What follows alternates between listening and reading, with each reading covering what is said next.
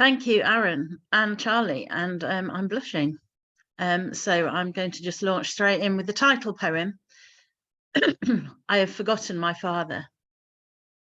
I have forgotten he could perform miracles, packing luggage for a family of 5's a week in Wales into the boot of a Vauxhall Victor, that he would dig cars in the sand for me to drive, steering with a bucket, changing gears with a spade, how he would lift and throw me over the waves.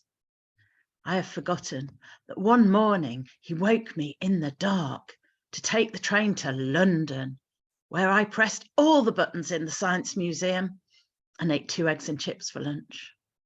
That when Princess Anne got married, so school was closed, he took us to the Lake District and made a surprise detour to Blackpool Illuminations. I have forgotten he played Thompson's first piano duets with my sister, squeezed together on one stool. He always took the bass line so she could have the tune. How he made me feel grown up by asking me to choose his ties, making me his golf caddy, letting me listen to the man talk. That I had the first Walkman in the Northwest, which he brought me from Hong Kong. That he excused himself from a banquet in China to ring me on my birthday before returning to teach his Chinese colleagues to disco dance, drink them under the table with Mau Tai, and fax for the next man out to bring him more Yorkie bars. I have forgotten his capital cities quizzes during dinner, how he would pluck radishes from the salad bowl but told us to do as I say, not as I do, if we tried to pick out cucumber. That he wouldn't eat curry, but liked horseradish and English mustard and had to have ice cream twice a day. It's never too cold for ice cream, he used to say. So my aunt thinks that this shouldn't be called forgetting my father, it should be called remembering my father, because I will never forget him. But my next poem gives a bit of the backstory about why he was forgetting me. Leaving.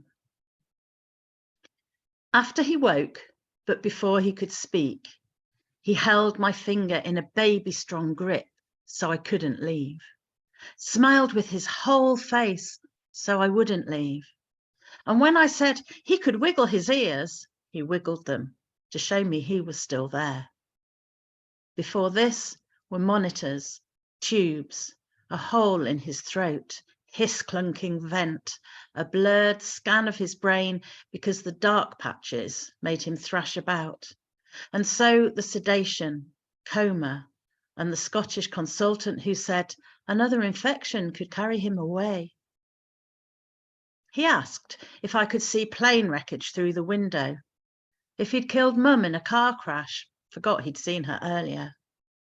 He spent an afternoon organising a conference from his private room with ensuite, worried there wouldn't be enough wine for the dinner. Now he speaks to me with old-style respect. He's polite, but I miss his teasing. He should pat my bottom or tickle me out of a hug. I fasten his coat. I take him to the toilet. I wish away the time till his supper is served so I can leave without a leave taking.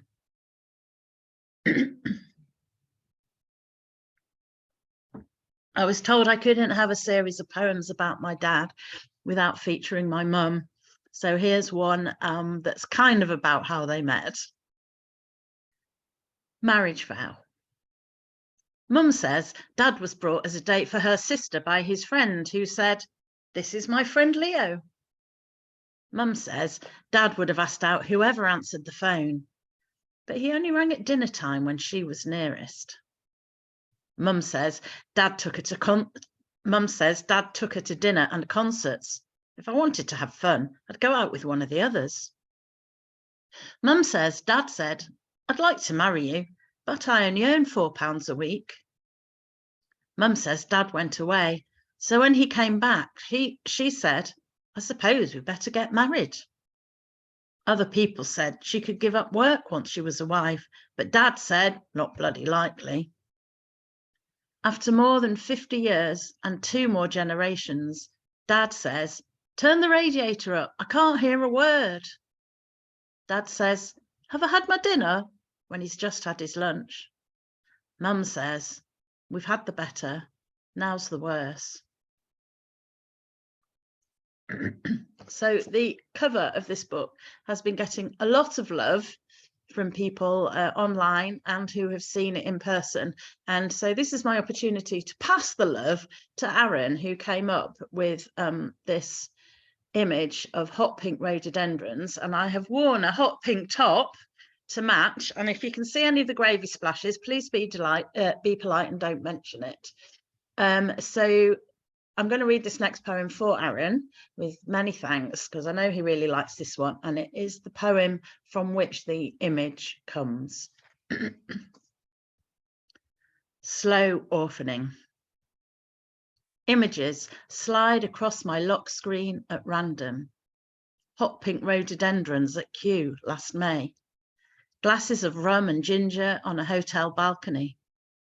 Here's Mum, pensive and beautiful as she gazes at the skyline from a Thames boat when she came to see me. The last time I tried to visit her, she said she was busy. Dad teeing up on the 9th at Dunham in an orange cagoule. Rain never held him back. A heart attack slowed him. A bypass stopped him at a stroke. His body survived 15 years while his mind died, and I grieved for so long. So long, I was surprised there were still tears for his funeral.